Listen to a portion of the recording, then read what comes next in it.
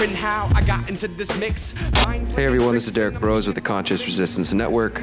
Today is Friday, December 30th. Wanted to bring you an update on a story from a couple of days ago coming from Activist Post journalist Brandon Turbeville, a friend of mine who we've interviewed on this channel before. He writes, hundreds of GMO studies busted by discovery of major conflicts of interest.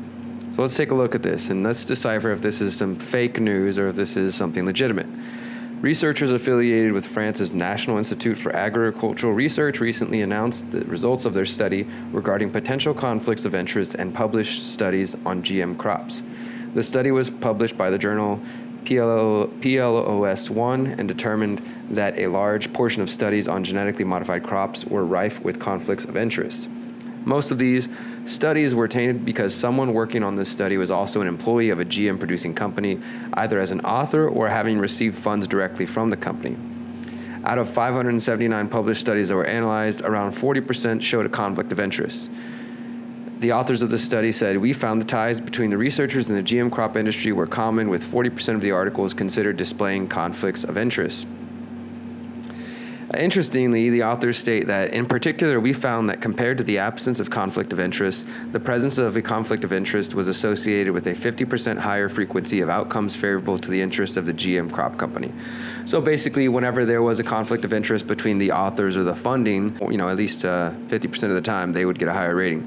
The majority of these studies were American, 404 in total, and 83 Chinese, which is not surprising since the majority of crops, genetically modified crops, are taking place here in the United States. So this is coming from activistpost.com. You guys may have heard that they were labeled fake news or Russian propaganda. Where is this report coming from?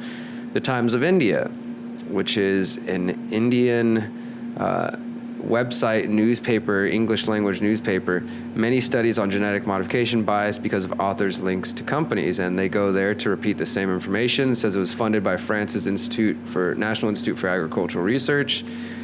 They also talk about the same thing, the conflict of interest. And the study author says, "We thought we would find conflicts of interest, but we did not think we would find so many."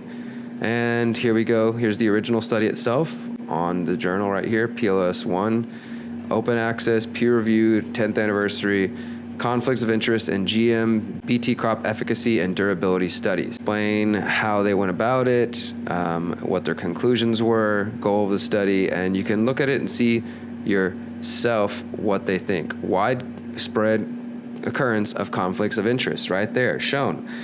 So, this video is not about whether or not GMOs are safe. I would say there's more than enough research out there to say that there should be some more studies done. I know many people believed earlier this year there was a study that came out and that totally just debunked all the myths about dangers of GMOs. But I wrote an article about that for truthandmedia.com that responded to that study. And obviously, as this study here shows, there is still conflicts of interest, and we can't get clear science until those conflicts of interest are taken away. So let's see how we can do that. And of course, what is the answers to, if you want to avoid genetically modified food or pesticides or just Monsanto and the companies? Grow your own food, invest in your community, grow your own backyard garden, victory garden, freedom garden, build a community garden in your neighborhood. Do something, get active. It's 2017, it's time to do something.